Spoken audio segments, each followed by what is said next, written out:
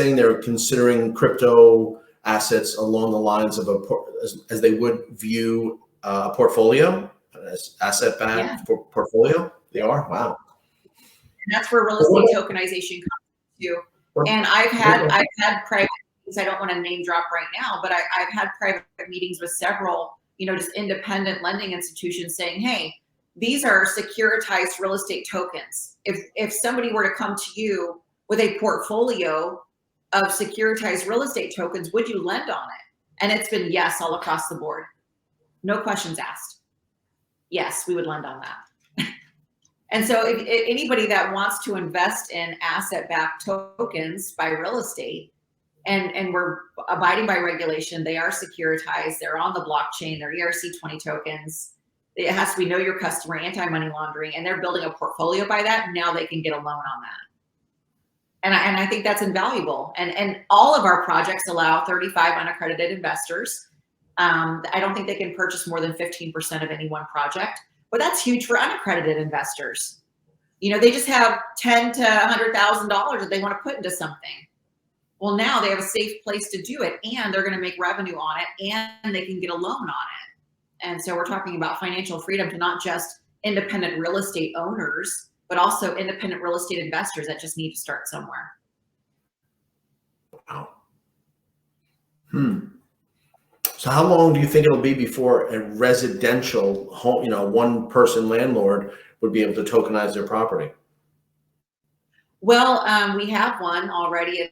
It's just a matter of distributing the tokens now and really making sure that those smart contracts are 10 and 2 with the investor. So there's a ranch property already available for sale that is tokens available for sale in a residential property. Regarding due diligence, I mean, I know there's no title company, so to speak, but is there a standard smart contract? Can that be found online, or are they unique to each minting? Am I correct in saying minting smart contract is minted? Yeah. Okay. You're right. So we have a template, and it's something that we've designed. So we have a template that we've designed that an owner of real estate can come to us, and our legal counsel that's with the company can help them. It's pretty comprehensive as far as what they want to do and what we're doing, but our attorney on staff does meet with them and go through that due diligence of they understand what they're doing, and then also make sure that they understand that if they own it by themselves at the time of minting, we have to transfer title into that LLC or that corporate entity so that they already have that in place, and the smart contracts are designed with that corporate entity in mind. So let's say that you have your residence and you want to tokenize it, and then you're going to transfer title into, PlugIntro LLC, and then you're going to rent it back from yourself and then give your token holders some ROI, based on your annual rental income, after your expenses are taken out. And it's also part of our guidelines that they're paying off any liens and debts with the capital raise, to where they would own that real estate free and clear. That's a great point. I'm glad you brought that point up. Do those liens get paid first? I mean, is the goal to clear title, so to speak? Is that a method to get you closer to be able to sell it in US dollars with lien free? Is that a way? Yeah, one of the things that we wanted to prevent is for people to basically take the money and run, that take the money and run bit. And we have found that if they're already underwater with their real estate and then they're putting money back into the property without being mindful of their liens and loans, it's not good for any investor. So in order to protect the investors or the buyers of tokens, we're asking that the liens and debts on the property are paid off as well. And that's all put in the smart contracts as far as what liens and debts are on the real estate property. And a lot of times the sellers of tokens, property owners coming to us saying, we need to get out of, we're in pre-foreclosure and we want to tokenize our real estate assets to get out of pre-foreclosure. And for 5 years, we're going to pay an annual 8% ROI to our token holders. We're going to raise $500,000. We're going to pay off our liens and debts. We're going to rent the property back to ourselves, or maybe we turn it into a rental, and then our token holders will benefit by an 8% ROI annually for 5 years. At the end of 5 years, we'll buy back the tokens. or if they decide to sell them or trade them along the blockchain, that buyback is no longer in place, but they would have the benefit of buying, selling, and trading tokens. So the buyer isn't locked into buying and holding. They can move them around, and it's actually in the seller's best interest for them to move them around, because the seller of tokens gets basis points every time their tokens are moved along the blockchain, and so does Terramint. But in order to protect the investors and to protect the sellers, we have standards of what to expect when you're buying tokens. And let's say that you own your real estate by your name, right? It's owned by you, and you want to tokenize. You want to raise $500,000, and we tell the token holders, well, that's going to pay off your note of $200,000. That's going to pay off your tax lien of $15,000, and then you're going to take the rest of the monies to have a trust account to improve the property, right, as needed, right? So you have some that are sent to a trust account. The other that's remaining is your money. It's your money to do what you wish to. There's really not a lot of stipulation on that. Okay, let me ask you this process. Okay, at a home refinance, at a closing, if let's say you're refinancing, you're borrowing $300,000, your current loan balance is $200,000. The bank does not give you $300,000 and says, okay, now you pay the $200,000. They make sure that $200,000 is paid. In tokenization, is there an automatic process such as that where it's done without your control, or do you have access to the tokenized, I guess, returns? Is that the right phrase? The tokenized, what's the right word? Do you have access to those amounts, and then it's just you pay? I mean, does anyone concerned about paying off liens? Is it done automatically, or it's left up to the individual homeowner to do that? So if there's a title exchange, and most of the time there is, because we've found that a lot of times the property being tokenized isn't in the correct ownership for the life of the tokenization process. So there has to be a title exchange into a different entity. And through that process, the liens are paid typically through escrow. So okay, now from my understanding, so the individual homeowner, do they transfer to the LLC before the tokenization, or it sounds like they must you have to be an LLC to tokenize at all? Right. So, but you're going to buy it from yourself, basically. If you're not going to actually sell it to somebody, you're going to buy it from yourself. And the cleanest process that I know of, and mind you, this is a first go around at it. It's working efficiently, but there's probably a better way to do it, right? There always is. But to open up escrow with yourself and a title exchange going into your LLC, and the liens are going to be paid. So you're not going to assume the loan in your LLC. You're going to pay off the loan in your name. Right, but is Terramint involved in that as almost like a referee of sorts? Is anyone guiding that, or could someone, as you said, take the money and run, not pay off the lien? Is that possible? Well, they'd be eligible for a lawsuit, and anybody that so there's two answers to that question. Number one, if somebody owns their property free and clear, we believe that we would still open escrow and go through that process, but there wouldn't be any liens or debts to satisfy. However, they still need to exchange the title. And so they still have to send in the documentation that they've exchanged title in order for us to mint the tokens. Well, okay, in all cases they have to exchange title, but I'm saying if they're in all cases they have to convey title, and you described a free and clear home that makes up a small minority. If a property has a lien down the street and you transfer to an LLC and you wish to tokenize, is that loan paid internally? I mean, must that be made? Is there a requirement on Terramint or from the blockchain itself to pay off the existing lien? Yeah, so what we do is we hold so when people buy the tokens, it's put into a trust account, and no money is released until everything's been minted and the monies are put to the right place. So Terramint's going to take their 3%. The money necessary to come to closing to exchange title is going to be sent to the title company, and at the end of it, the owner of the home would get the rest of the money. But Terramint does act as having a trust account, because the owner doesn't get the money. Okay, so it's a bit of a clearance. So that means the homeowner would have to do some traditional efforts, like here's my Bank of America bank statement, here's my 800 number, here's my account number. And Yeah. who, I know how a title company works for sure, but does Terramin take those traditional steps of, do they, I mean, is that done by people? Because the blockchain can't do that. Well, no, I mean, so right now it's me. I'm the Terramin consultant that's kind of facilitating it, and then also using my real estate knowledge and utilizing local real estate agents as well. A lot of the properties right now that we're attracting are people that were on the market that have been sitting on the market for 100+ days, and they find tokenization as a viable option, you know, for them instead of selling their property. So, I mean, that's what we're going through right now. But Terramin does cooperate with, you know, the escrow companies and the contracts in place. And I think it's going to be a case by case. What we want is someone to not abide by. Okay, well, given the state of the market where 100 days is unthinkable, it would have to be some commercial place that just is really not desirable at all, right? Industrial or commercial would never be a home unless it's grossly over asking. You know, honestly, I think the residential market can speak clearly on that. With the commercial market, I've seen a huge decline in the $2 million to $15 million commercial space, to where people that would normally be pre-approved are not getting pre-approved. I've seen a huge decline in the ability for people to buy the $2 million to $15 million commercial spaces.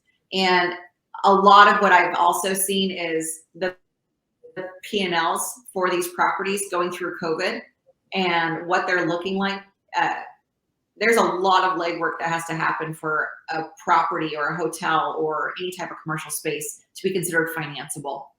And so we have these sellers that need to sell. They didn't have the cash flow for the last 2 years, and now their properties are in shambles. They can't sell them. And buyers that want to buy, but they can't buy unless that property has all of the records necessary in order to sell for that price. And so I'm seeing a huge decline. In fact, there's a huge market for it, for commercial properties that are just sitting, good commercial properties that are just sitting. Even ones that, you know, can come with management in place. They can't afford to be in business, or they don't want to anymore. Right. I mean, plus we're dealing with the, you know, the events of 2020 and the eviction moratorium. Yep. And so we're dealing with such negative consequences, where that really would be the only way, that tokenization would be the only way for anyone to recoup any kind of liquidity. But let me ask you this: is there any contemplation? I mean, all the eviction moratoria are over. However, every market is anecdotal, because Brooklyn here in New York is different than, you know, Dutchess County. Those are extremes. But every state has extreme, you know, distinctions between locations. Is there any kind of due diligence or qualification or between a crazy urban area or a rural area, or is that just not a consideration? You know, I've seen a lot of properties that I'm going to take this multifamily in Florida, for example, because a 13-unit multifamily in Florida should never sit. It shouldn't sit an hour, much less 6 months, 8 months, 9 months. You know, now we're going on a year. And one of the biggest problems with anybody buying this property is that it's been used for verbo income for the last 2 years. Mm-hmm. And banks are wanting to lend on verbo income. I've seen banks turn down anything that has to do with rental income and rental properties and anything to do that would be affected by the pandemic. And there are very little properties out there that have kept accurate records, and whether they're not keeping accurate records because they want to get out of taxes, right? Tax liability, or they're actually stating what's real and it's nothing that a bank wants to lend on. And then we have the qualifications for the buyer to have that property. Well, if the buyer wants to buy that property, now they need to come into closing or be able to show that income that can keep this property afloat for X amount of time as a verbo. And I'm seeing banks just not even want to lend on verbos. Right. So and I mean, you say verbo, I mean, I know that means vacation rentals by owner. I did that for my properties. but the Airbnb acts as a settlement company because the money passes through them and they 1099 owners. So it seems to me that Airbnb would be an ideal way to demonstrate income and the factual history of rentals. So at least that's a way that you could point to. Yeah, absolutely. Well, and I think that we're going to see things, improve after we get into the summer, into next fall. I think that as banks call in notes, unfortunately, there are people that are going to be suffering, through foreclosure and whatnot, and banks calling their notes due and trying to get caught up. We're going to see more money freed up for, people getting, loans. But right now, whether you're in the vehicle industry or the housing industry or, just wanting to get a line of credit, things are tight. From what I'm seeing. And that may not be, the situation in the circles that you run in. I'm noticing that a lot of the stuff that I did off market last year and the last couple of years has really slowed down and things are sitting. And there's a lot of people out there that want to sell. And there's a lot of people out there that say they can buy until you actually put your name on the line. And then they're going, oh man, I don't know what happened. I guess I can't buy it. Wow.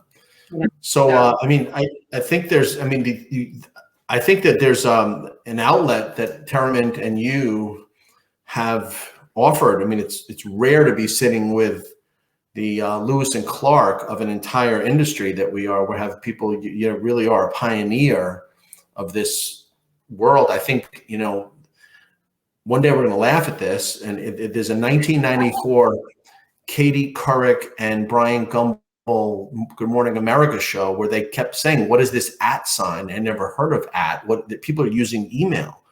And they said, well, do you have email? No, I just use mail. I just pick up the phone. So now it's ludicrous to let that this was a thing. So I think one day, we'll be there where this could be in the not too distant future, a real viable alternative, or maybe even a normal transaction happening like this. But at least we know that blockchain is here to stay, and Terramint and Aleta, and these efforts are being made to break through.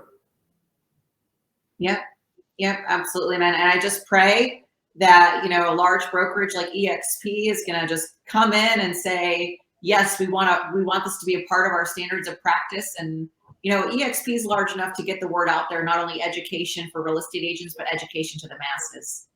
Sure. And really through, maybe it's my way of doing law of attraction, just get it out there and say, hey, we need a larger voice to talk about tokenization, because people don't have to lose their homes. People don't have to lose their businesses, and people don't have to invest in projects that aren't going to pay them back, or that they're just going to take their money and run. Terramint tokens is viable for buyers to make money. Any type of buyer. This also speaks, because I hate all those fake fix or flip shows, because when you see all this work and, yes, it's a great looking couple and they deal with the TV contractors and then they make $75,000. And I say, well, that's all capital gains. You can't have that $75,000. So now you're on a treadmill to do a 1031 forever and ever and ever and ever. What's fun about this? Painting a house on a weekend, and then you are married to this money and this effort forever. It doesn't, yes, it's great TV because very few people take part in it, and it's interesting and it's entertaining, but look at the possibilities of tokenization and realizing an instant gain and a benefit without any of the backbreaking labor of removing kitchen cabinets. Yes. Absolutely. Those fix and flip and fix and flop shows, and I really wish they just come out and be honest on how much money they actually made. The labor alone, the materials alone, then they're like, oh, we have these 3 houses, and we're negotiating under market value. Get out of here with that. It's entertaining. I don't think they're probably posting any new ones now. They're probably not. They're not filming now. But the only way they could be legitimate is if they would live there as a married couple 2 of the last 5 years, have a primary risk, and then you really can gain. But this concept of taking ownership in an LLC and never living in it and never taking a primary loan and no one ever says the tax complications and implications at the end. So, I mean, I brought that up as a backdrop. The fact is that TerraMint and its offer of tokenization on the blockchain is really far superior to the normal investor. Yeah, it really is. And now when I see, the news article of, the $14 million mansion bought with Bitcoin and, $500,000 house, sold to these people and, 25 million of that. I'm like, great. Now turn around and tokenize it. Get your money back. Get your liquidity back. What are you going to do? Now you have this mansion. You have to make updates. You have to do finance. There's so much things that you have to do to this property. And now it's not even cash flowing. Now it's a liability. It's not an asset. And the Grant Cardones of the world and, our real estate tycoons, I'm like, great, now tokenize it and show people how to make it cash flow. Wow. So they're really leaving, they're stopping short of the real benefit. That's because it's not known. I mean, so I think you and I overall, plus with the vast reach of EXP, will have a chance to really benefit people and show the professionals in the industry how there's another method and, maybe the best method. Yeah, absolutely. Absolutely. And I love how versatile it is. Anybody that owns real estate can tokenize their real estate property. Anybody that has anywhere from $500 to $100,000 and more can buy tokens, asset-backed securitized tokens in real estate, start building their portfolio on that, get an annual ROI from their investment. The homeowner is going to value tremendously by paying off their debts and liens and having cash flow, right? To have it's a real investment. It's a real asset. And depending on which real estate show you listen to, they say now that, real estate's not a viable investment or an asset. It's a liability, just like having a vehicle. Well, yeah, it can be. It can be, especially when it doesn't cash flow. But tokenization, allows those.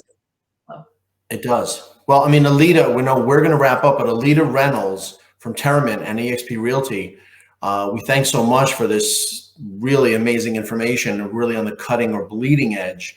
We're doing our introductions in reverse. I'm Scott Forcino, with associate broker with EXP Realty and the founder of PlugIntro.